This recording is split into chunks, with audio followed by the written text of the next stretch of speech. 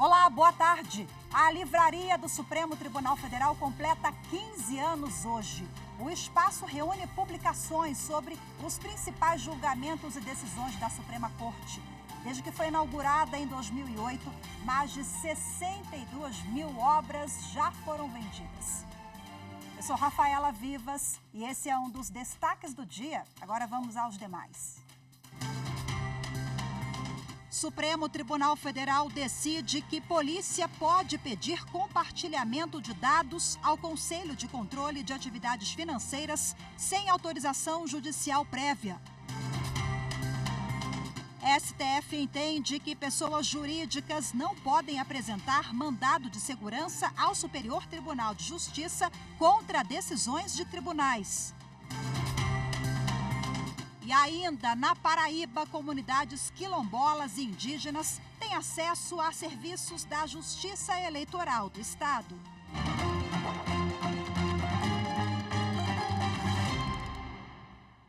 O ministro Cristiano Zanin, do Supremo Tribunal Federal, cassou decisão do Superior Tribunal de Justiça que considerou ilegal o uso de relatórios de inteligência financeira do COAF, o Conselho de Controle de Atividades Financeiras, requisitado diretamente pela polícia, sem autorização judicial. Anderson Arcoverde tem os detalhes. A decisão do Superior Tribunal de Justiça foi em habeas corpus apresentado pela defesa de uma dirigente de uma cervejaria do Pará, investigada por suposta prática de crime de lavagem de dinheiro. A acusação foi fundamentada em informações de relatórios de inteligência fornecidos pelo COAF. Segundo o STJ, esse compartilhamento de dados sem autorização judicial somente é válido se for feito por iniciativa do órgão de inteligência e não da polícia. O Ministério Público recorreu ao Supremo Tribunal Federal e, ao analisar a reclamação, o ministro Cristiano Zanin explicou que, num julgamento de um recurso extraordinário com repercussão geral, o Supremo definiu que o compartilhamento de dados do COAF não precisa de autorização judicial e pode ser feito quando as informações são emitidas espontaneamente ou por solicitação dos órgãos para fins criminais.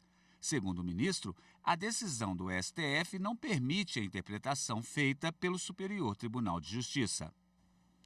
E o Supremo Tribunal Federal entendeu que não cabe ao Superior Tribunal de Justiça julgar mandados de segurança apresentados por pessoas jurídicas, em substituição de habeas corpus contra decisões de tribunais de segunda instância.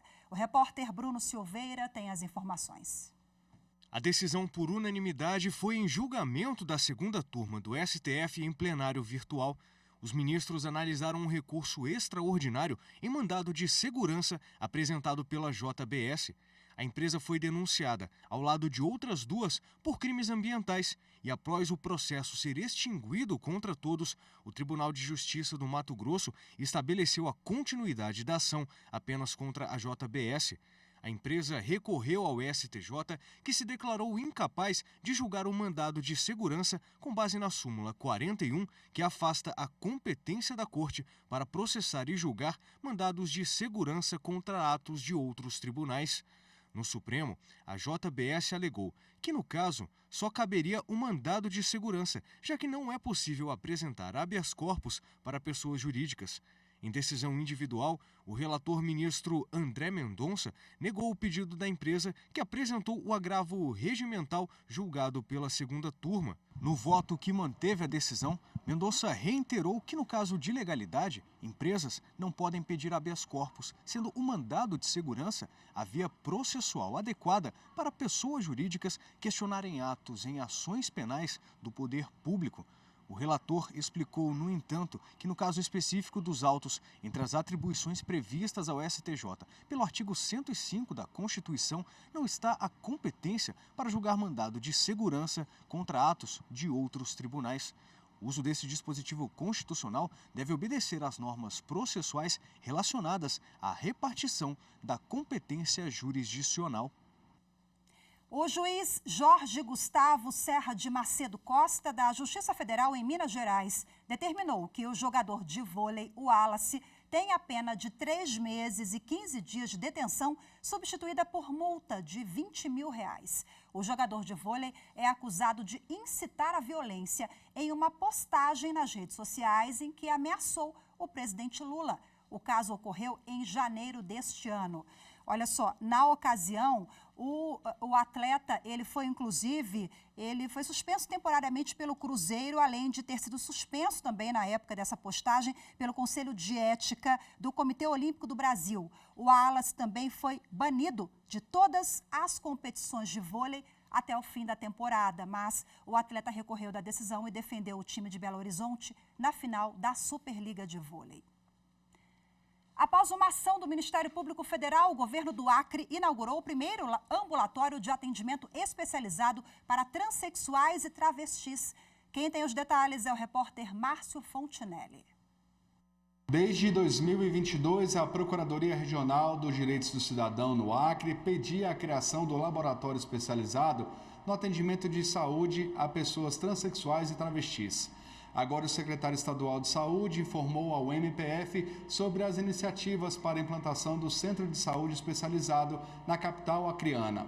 Além disso, o governo anunciou o planejamento para a efetivação do atendimento em outras regiões do estado.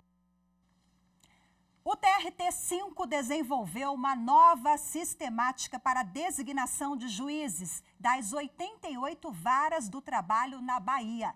As estratégias que correspondem ao biênio 2023-2025 foram explicadas aos magistrados. A repórter Carolina Vasco acompanhou e traz para a gente agora os detalhes.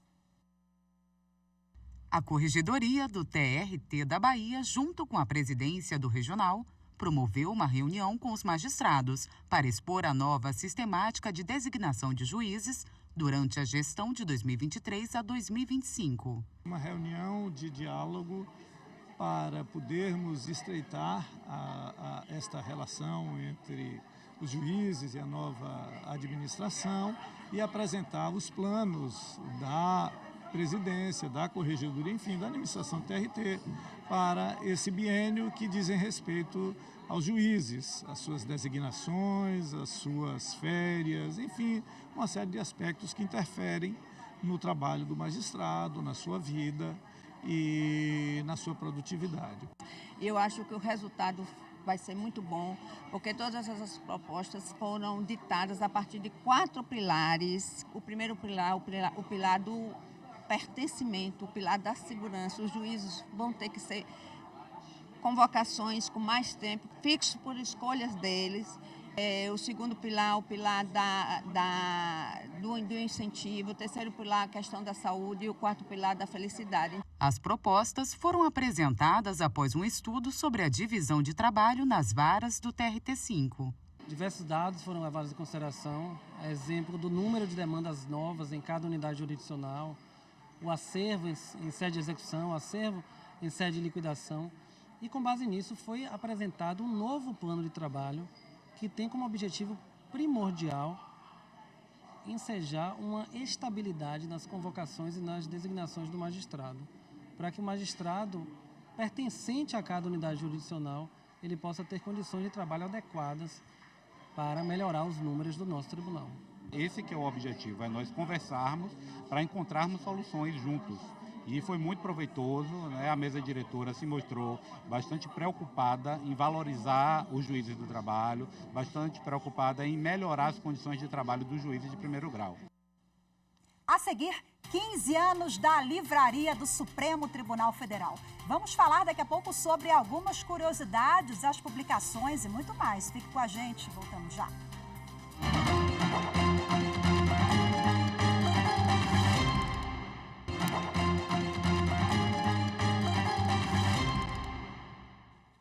A Livraria do Supremo completa 15 anos hoje. O espaço reúne publicações sobre os principais julgamentos e decisões do STF. Quem visita a corte em Brasília pode conhecer o ambiente de perto. A repórter Amanda Mustafa conta pra gente.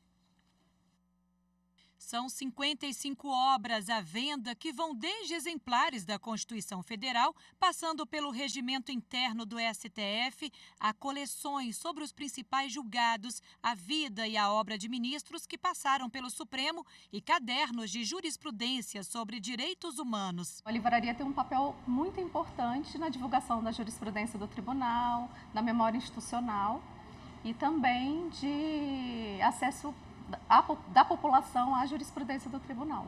Desde a inauguração, mais de 62 mil obras já foram vendidas. O objetivo não é obter lucro. Os preços das publicações correspondem aos custos de confecção e impressão das obras. Fernando veio de Florianópolis e aproveitou a visita para conhecer a livraria. Eu não conhecia, foi uma grata surpresa, achei muito bom. É um ambiente que toda a comunidade jurídica pode utilizar para pesquisar anos e anos de decisões, de jurisprudências dessa casa, compilados em obras, né, que são ali divididas por assuntos que são de suma importância, tais como Covid-19, populações minoritárias, enfim, achei muito interessante e muito válida a visita aqui à Livraria do Supremo. Muitos produtos vendidos na livraria são feitos no Supremo. Profissionais de designer cuidam do projeto gráfico e uma equipe é responsável pela impressão e encadernação de alguns livros e souvenirs. A informação deve ser divulgada. E toda vez que a gente faz uma demanda para a livraria, a gente ajuda de alguma maneira a divulgar essa instituição, que é muito importante para o nosso país. E agora, para a gente falar mais sobre a importância da livraria e seus 15 anos, eu recebo aqui no estúdio da TV Justiça a coordenadora de difusão de informação do Supremo Tribunal Federal, doutora Renata Rodolfo. Seja muito bem-vinda. Obrigada, boa tarde. Rafaela. Obrigada. Doutora Renata, a gente já mostrou um pouquinho ali na reportagem, né, que a livraria oferece publicações voltadas ao público jurídico e ao público em geral também. O que o visitante pode encontrar? Isso. O Supremo produz muitos estudos e pesquisas acadêmicas e jurídicas que são publicadas pela livraria, pela Secretaria de Altos Estudos e Pesquisa e Gestão da Informação. Então, a livraria é o grande vitrine da nossa publicação editorial, né? E o Supremo, ele produz esses estudos justamente para difundir a informação, difundir os julgados e difundir toda a pesquisa de estudos acadêmicos relevantes para o tema do direito constitucional, dos direitos humanos. Nos bastidores, a senhora me contou que hoje a livraria é uma espécie de laboratório, né? Porque conta com obras que facilitam muito a vida dos acadêmicos, professores, alunos. Isso.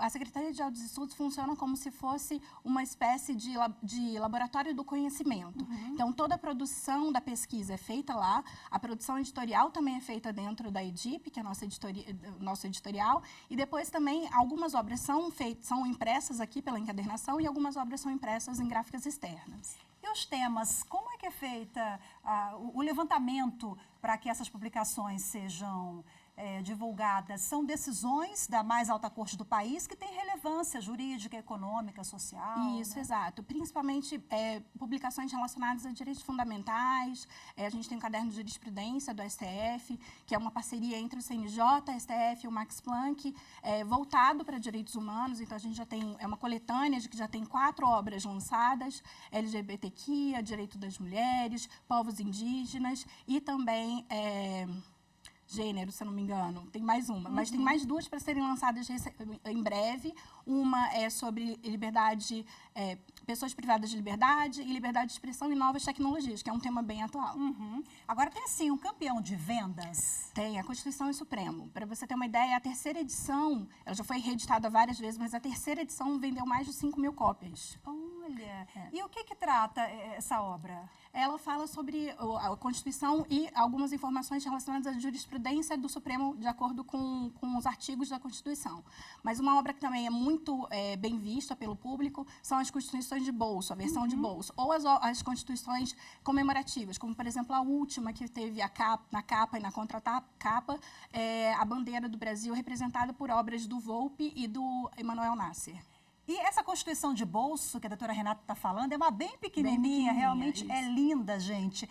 e atrai turistas, né? Porque a livraria também conta com souvenirs. Sim, a livraria é o ponto final de visitação do que o cerimonial organiza para o Supremo Federal. Então, lá é possível você comprar tantas obras que são produzidas pelo Supremo Tribunal Federal e também os souvenirs.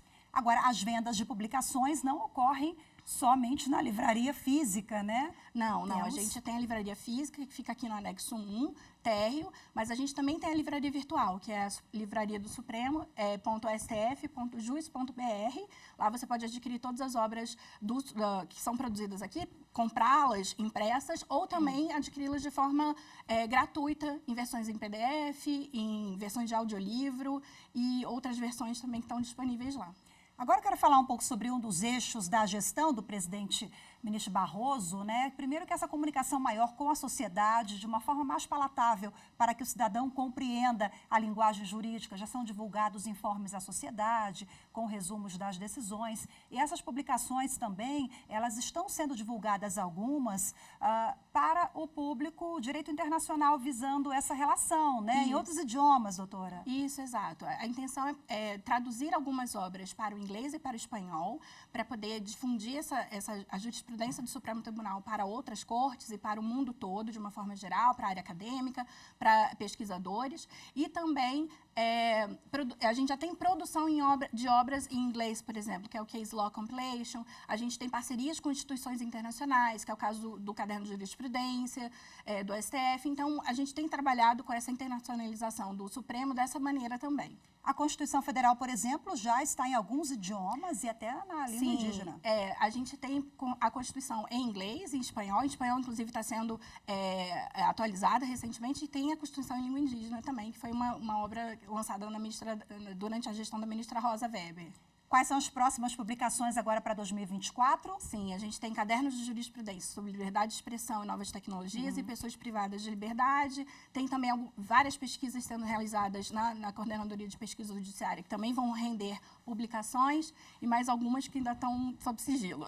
O trabalho não para, depois a senhora volta aqui para falar das demais publicações. Eu agradeço muito, parabenizo pelos 15 anos da livraria. Eu que agradeço, obrigada. Boa tarde, até a próxima. O livro Súmulas, Teses e Precedentes, Estudos em homenagem ao jurista Roberto Rosas foi lançado ontem à noite na Biblioteca do Supremo Tribunal Federal. O repórter Renato Rosa acompanhou. Vamos ver. Não foi fácil juntar um time de colaboradores e selecionar cerca de 40 artigos. O resultado é um livro robusto, que destaca o legado do jurista Roberto Rosas.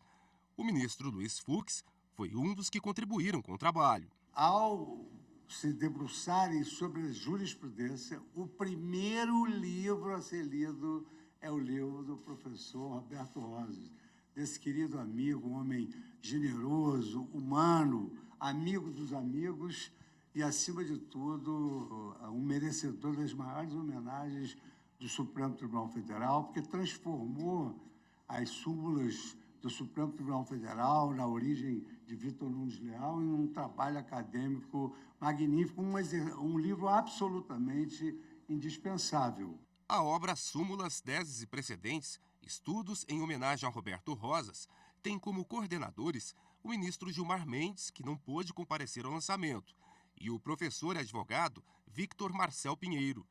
A obra mostra a cultura de respeito aos precedentes do direito brasileiro.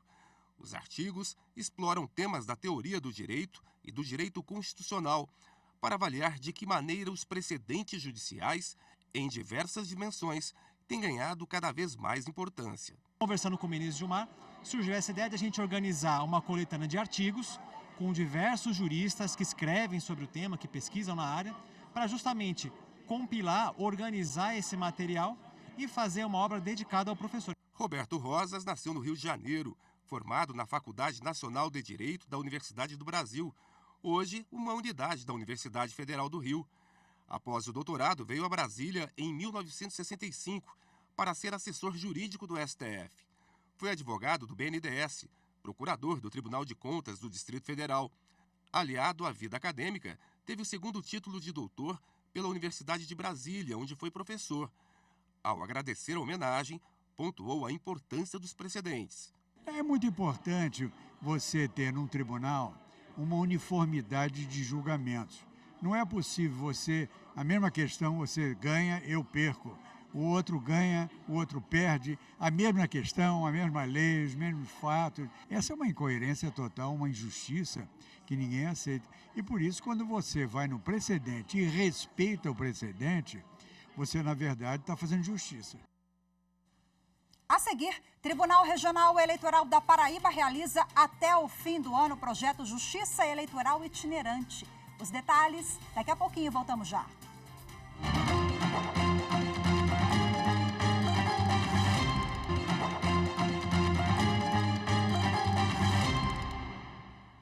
A Escola Nacional de Formação e Aperfeiçoamento de Magistrados realiza o Congresso Brasileiro de Improbidade Administrativa. Jéssica Campos tem as informações.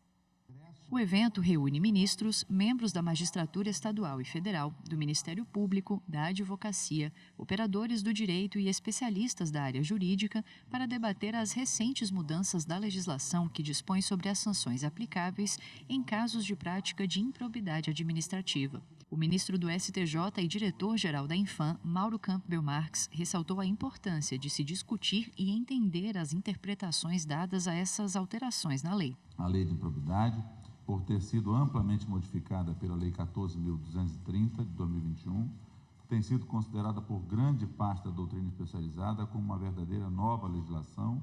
Tal consideração, por si só, demonstra a importância desse encontro, sobretudo para os operadores do direito, em especial ao que se dedicam ao estudo das ações de improbidade administrativa e respectivos recursos.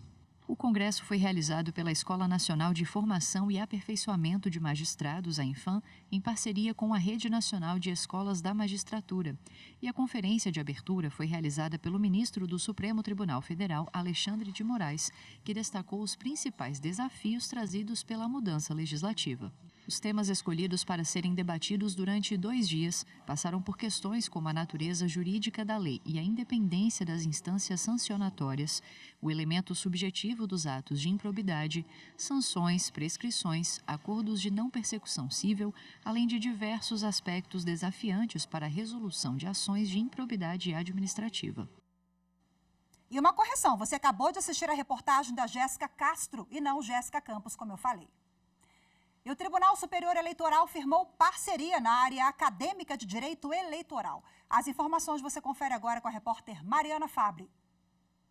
Durante o primeiro Congresso Brasileiro Lei de Improbidade Administrativa, realizado em Brasília, a Escola Judiciária Eleitoral do Tribunal Superior Eleitoral assinou um convênio com a Escola Nacional de Informação e Aperfeiçoamento de Magistrados, ministro Sálvio de Figueiredo Teixeira. A parceria terá duração de 5 anos e tem o objetivo de promover ações conjuntas para a implementação de atividades acadêmicas de ensino, pesquisa e extensão voltadas à formação e especialização de magistrados e integrantes de escolas judiciárias eleitorais. A cooperação inclui o intercâmbio de informações e de pesquisadores para o desenvolvimento de projetos e programas de aperfeiçoamento científico. O convênio prevê também a disponibilização de condições e de infraestrutura necessária para a realização das atividades. Na Paraíba, comunidades quilombolas e indígenas têm acesso a serviços da Justiça Eleitoral. Fábio Ruas tem as informações. O Tribunal Regional Eleitoral da Paraíba realiza até o final do ano o projeto Justiça Eleitoral Itinerante em comunidades quilombolas e indígenas do estado. A abertura do projeto foi no município de Conde, na comunidade de Guruji. Entre os serviços ofertados estão a emissão da primeira e da segunda via do título eleitoral, transferência de local de votação, quitação de multas, coleta biométrica e ações de inclusão, atendendo pessoas com deficiência ou que desejam usar o nome social no documento. O projeto também foi à comunidade quilombola Caiana dos Crioulos em Alagoa Grande e nas aldeias indígenas dos municípios de Marcação e Baía da Traição. O Tribunal de Justiça de Mato Grosso recebeu o selo ouro de transparência pelo Programa Nacional de Transparência Pública conferido pela Associação dos Membros dos Tribunais de Contas do Brasil. O programa avaliou 288 portais da transparência do Estado. As informações com Maritza Fonseca. O Tribunal de Justiça de Mato Grosso recebeu o selo Ouro de Qualidade em Transparência por atingir o índice de 92,53%. Para obter este reconhecimento, a Coordenadoria de Auditoria Interna do Tribunal de Justiça se empenhou para disponibilizar informações claras e acessíveis para a sociedade. Nós atingimos 92,75% de transparência, então nós estamos entre os melhores do estado. Então a gente quer melhorar ainda mais e em busca do selo diamante para o ano que vem. Existem regras que o tribunal procura cada vez mais cumprir, todas aquelas que tanto o Conselho Nacional de Justiça como os demais regramentos exigem. Todas as informações que podem ser passadas à luz da Lei de Proteção de Dados estão no nosso portal Transparência e é por isso que nos alegra esse reconhecimento com a premiação que hoje, então, estamos sendo agraciados no nosso tribunal. E hoje a gente fica por aqui. Muito obrigada pela sua companhia. Ótima tarde, excelente fim de semana para todos vocês. Até segunda. Tchau, tchau.